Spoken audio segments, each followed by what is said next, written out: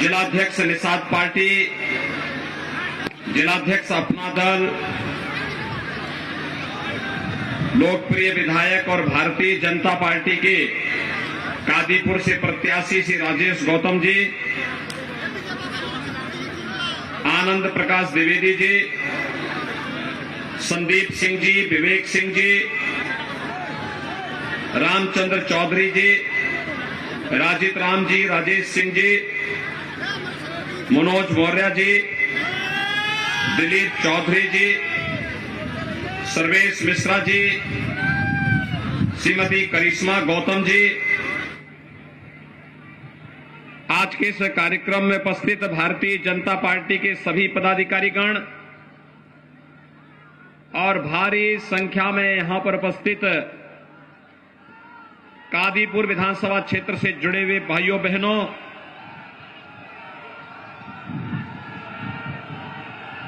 मर्यादा पुरुषोत्तम भगवान श्री राम की इस पावन धरा को जो उनके पुत्र महाराज कुश ने बसाई थी, इस धरती को मैं कोटि कोटि नमन करता हूं। भाइयों बहनों, ये मान्यता है कि बजरंगबली हनुमान जी ने इसी धरती पर कालनेमी राक्षस का वध किया था। और भाइयों बहनों, आज बजरंगी बनकर के राजनीति के उन कालनेमियों को अपने वोट की कीमत से उनको करारा तमाचा आपको मारना है, इसका आह्वान करने के लिए मैं आज आपके बीच आया हूं।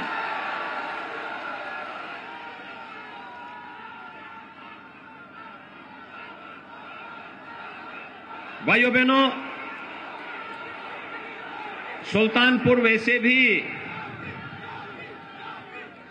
धोपाप घाट यहां पर है, सीताकुंड घाट यहां पर है और साथ साथ स्वाधीनता आंदोलन में भी एक बड़ी भूमिका का निर्वहन करने वाला जनपद है सीतापुर, आपका सुल्तानपुर। मैं भारत माता के उन सभी महान सपूतों को जिन्होंने देश की स्वाधीनता के लिए अपना सर्वस्व न्यौछावर किया, उन सबको भी कोटि कोटि नमन करते हुए इतनी भारी संख्या में आप आए हैं कि मैदान ही कम पड़ गया है। मैं आपका अभिनंदन करता हूं, आपका स्वागत करता हूं। लेकिन भाइयों बहनों, जो उत्साह है, इस उत्साह को मतदान के दिन तक बनाए रखना है। आज चतुर्थ चरण का मतदान हो रहा है। 3 चरणों के मतदान पहले ही पूरे हो चुके हैं। आज सायंकाल तक 4 चरणों के मतदान हो जाएंगे। रुझान बताते हैं सपा का सुपड़ा साफ हो जा रहा है। बहुजन समाजवादी पार्टी पिछली बार 19 सीट पाई थी, इस बार उसकी आधी हो जाएगी। और भाइयों बहनों, कांग्रेस को तो उसके नेता ही ले डूबेंगे। और इसीलिए आज मैं कादीपुर में विशेष रूप से आया हूं। भाइयों बहनों, पिछली बार आपने श्री राजेश गौतम को यहां से विधायक बना करके भेजा। प्रदेश में भारतीय जनता पार्टी की सरकार बनी। एक मजबूत सरकार जब होती है वह दमदार होती है, और दमदार सरकार का परिणाम क्या होता है, यह आपके सामने है। एक दमदार सरकार विकास की बड़ी बड़ी परियोजनाएं भी लेके आती है, गरीब कल्याणकारी योजनाओं को भी लागू करती है, और भाइयों बहनों, अपराधी और माफियाओं को भी सबक सिखाने का काम करती है। याद करिए, आपके सुल्तानपुर में 1947 से लेकर 2021 तक कोई मेडिकल कॉलेज नहीं था। आज सुल्तानपुर में मेडिकल कॉलेज बन रहा है। बधाई हो सुल्तानपुर वासियों आप सबको कि जब यहां मेडिकल कॉलेज 2023 में प्रारंभ होगा तो भाइयों बहनों, सुल्तानपुर के नागरिकों को उपचार के लिए लखनऊ, प्रयागराज, अयोध्या या दिल्ली या कहीं और जगह नहीं जाना पड़ेगा। उपचार की सुविधा सुल्तानपुर में ही प्राप्त हो जाएगी। और हमारा नौजवान जिसकी तमन्ना होती थी कि मैं डॉक्टर बन जाता, उसे दूर जाना पड़ता था, समस्या होती थी। आज मैं कह सकता हूं जब यहां मेडिकल कॉलेज बनेगा, सुल्तानपुर के नौजवानों को डॉक्टर बनने का अवसर सुल्तानपुर में ही प्राप्त हो जाएगा। भाइयों बहनों, आप धक्का जहां पे है वहीं पे थोड़ा धक्का मुक्की ना करें। आराम से सुनिए बस। आपके उस उत्साह के लिए धन्यवाद। लेकिन भाइयों बहनों,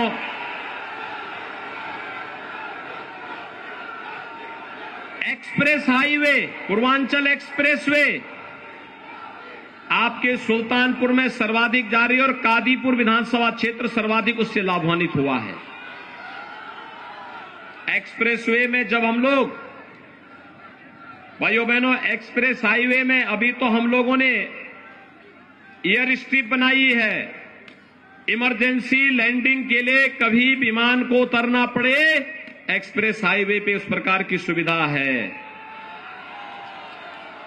और अभी तो इंडस्ट्रियल कॉरिडोर बनेगा,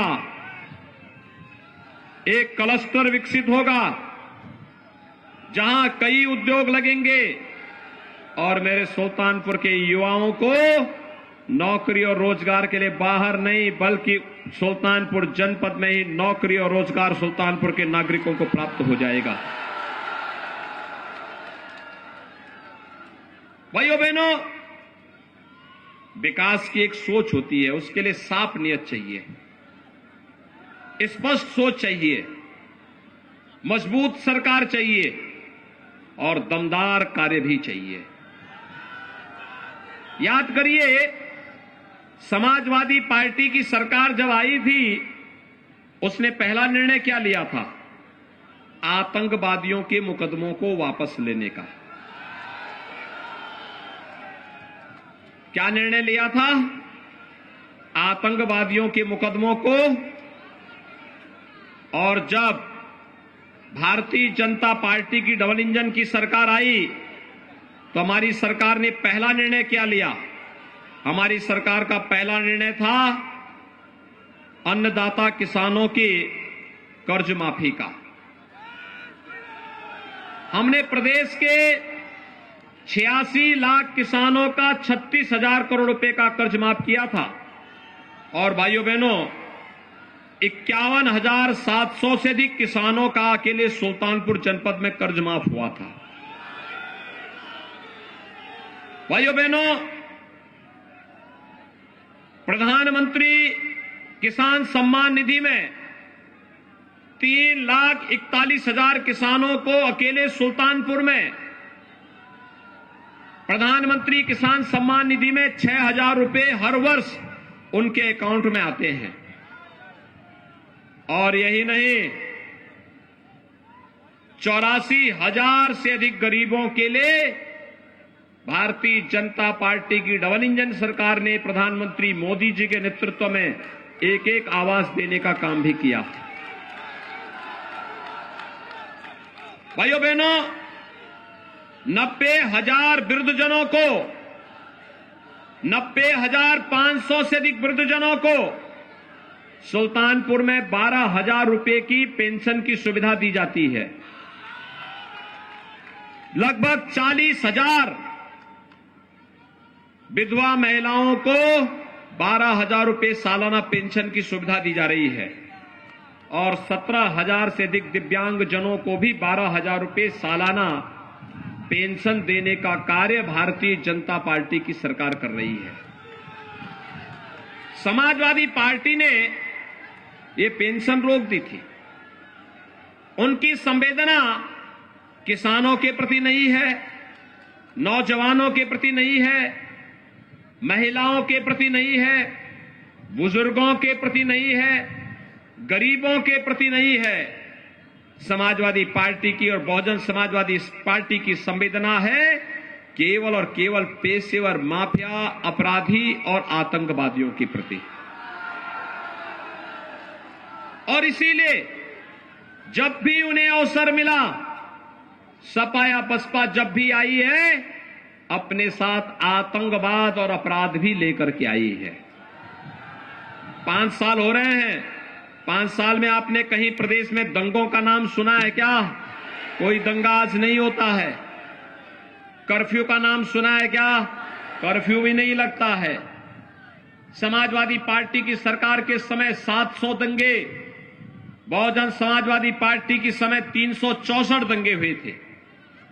समाजवादी पार्टी की उससे पहली सरकार के समय दर्जनों आतंकी घटनाएं घटी थी, जिसमें दर्जनों लोगों की मौत हुई थी। भारतीय जनता पार्टी की सरकार के समय कोई दंगा नहीं, कोई कर्फ्यू नहीं, कोई आतंकी घटना नहीं, भय मुक्त वातावरण। कर्फ्यू का स्थान कावड़ यात्रा ने ले लिया है। और भाइयों बहनों, जो बाजारों में बमबाजी होती थी ना अपराधियों के द्वारा, आज बमबाजी नहीं होती है। आज तो कावड़ यात्रा निकलती है, हर हर बम बम का नारा लगाते हुए निकलती है। समाजवादी पार्टी की सरकार के समय, भाइयों बहनों, समाजवादी पार्टी की सरकार के समय सिपाही महोत्सव होता था। सिपाही महोत्सव में न राग था, न रंग था, न भाव थी, न भाषा थी। आयोजकों को स्वयं पता नहीं था क्या हो रहा है। लेकिन आज उत्तर प्रदेश में जब महोत्सव की बात आती है, तो उत्तर प्रदेश में अयोध्या का दीपोत्सव दुनिया के अंदर पूरी दुनिया उसके प्रति जुड़ती है। बरसाना वृंदावन का रंगोत्सव होली कैसे होनी चाहिए, ये मथुरा वृंदावन की होली सबके सामने आती है रंगोत्सव के रूप में। देवताओं की दीपावली कैसे होती है, काशी की देव दीपावली सारी दुनिया के सामने छाती है। रामनवमी अयोध्या की, कृष्ण जन्माष्टमी मथुरा की, भव्य कुंभ और दिव्य कुंभ प्रयागराज का पूरी दुनिया के अंदर छाता है। भाइयों बहनों, हमारा उत्तर प्रदेश प्रगति के पथ पर निरंतर अग्रसर है और इस उत्तर प्रदेश की तकदीर को बनाने वाला है हमारा युवा, हमारा अन्नदाता किसान, हमारा श्रमिक, हमारी माताएं बहनें और पूरा समाज। जब सामूहिक प्रयास करता है, उत्तर प्रदेश देश के अंदर नंबर 1 प्रदेश बनने की ओर अग्रसर होता है। और इसलिए भाइयों बहनों, आज मैं आपके पास आया हूं आपसे कहने के लिए, याद रखना, समाजवादी पार्टी की सरकार के समय नौकरी निकलती थी तो उसका बंदरबांट होता था। नौजवानों को नौकरी के नाम पर कैसे उन्हें गुमराह किया जाता था, वे आज भी झूठे वायदे कर रहे हैं। सावधान रहने की आवश्यकता है। याद रखना, उनके समय सुरक्षा का खतरा था। उनके समय में नौकरी निकलती थी, उसमें वसूली शुरू हो जाती थी, न्यायालय रोक लगाता था। हमारी सरकार के समय 5 लाख नौजवानों को सरकारी नौकरी मिली, पारदर्शी तरीके से मिली। और वर्तमान में हमने तय किया है, आने वाले 5 साल में हर परिवार के एक नौजवान को रोजगार या नौकरी के साथ जोड़ने का काम करेंगे।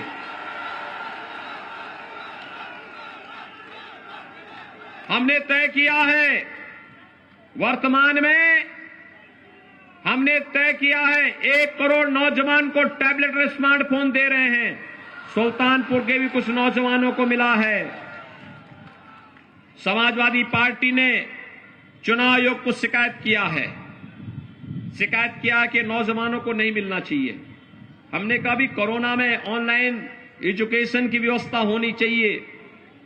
ऑनलाइन प्रिपरेशन की तैयारी होनी चाहिए, ऑनलाइन एग्जामिनेशन की तैयारी होनी चाहिए। कैसे होगा? हमारा नौजवान कैसे करेगा?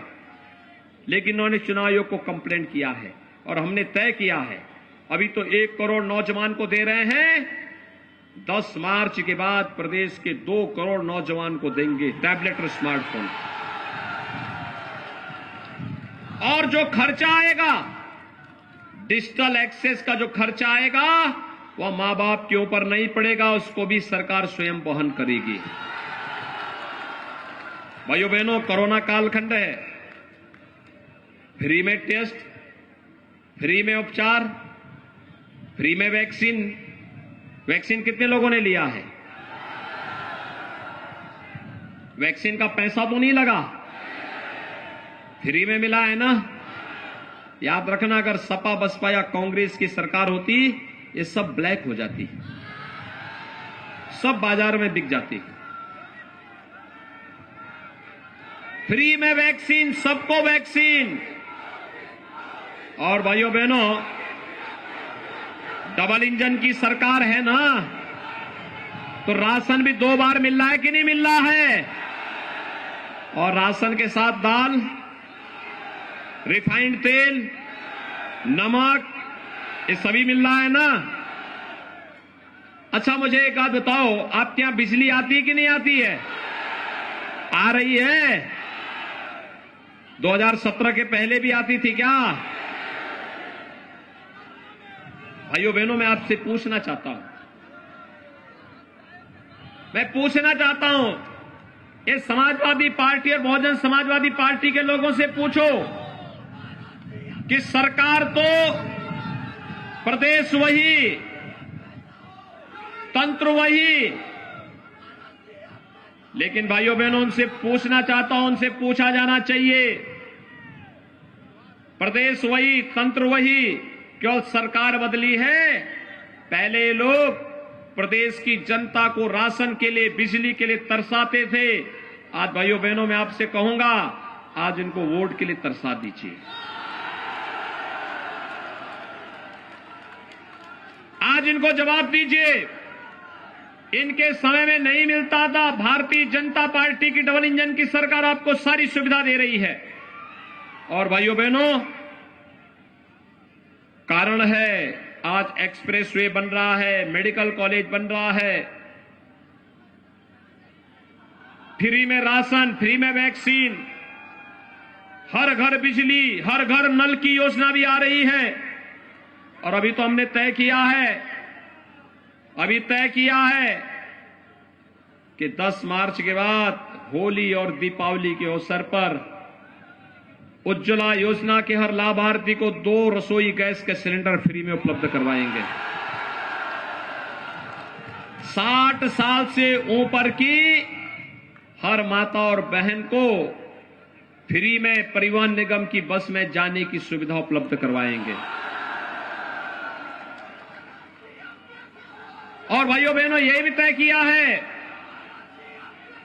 कॉलेज जाने वाली हर मेधावी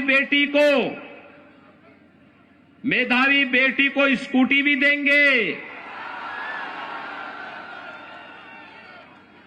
और नौजवान को जो कंपटीशन की तैयारी कर रहा है, उसके जिले में ही अभ्युदय कोचिंग की व्यवस्था भी फ्री में करवाएंगे। भाइयों बहनों, सपा बसपा के लोग समझ ही नहीं पा रहे हैं कि कहां से इतना पैसा आ रहा है। मैंने कहा, भी देखो, हम एक्सप्रेसवे और हाईवे के निर्माण के लिए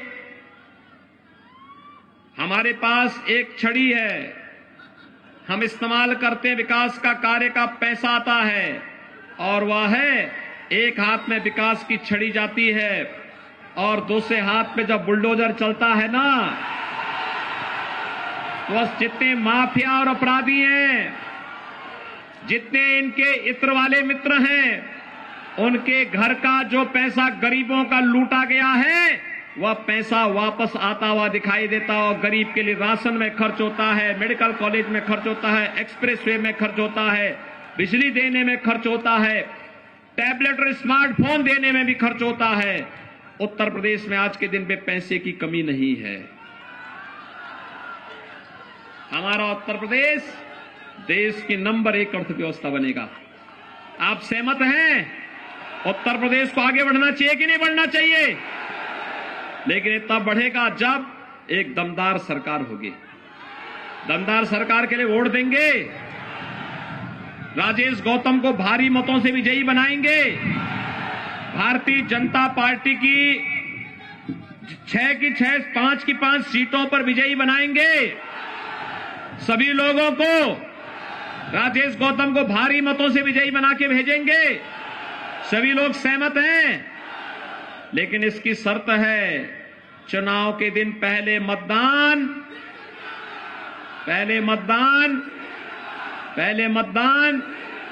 सभी लोग सहमत हैं तो फिर मेरे साथ हाथ उठा के बोलेंगे, भारत माता की, भारत माता की, भारत माता की, जय श्री राम, जय श्री राम, जय जय श्री राम।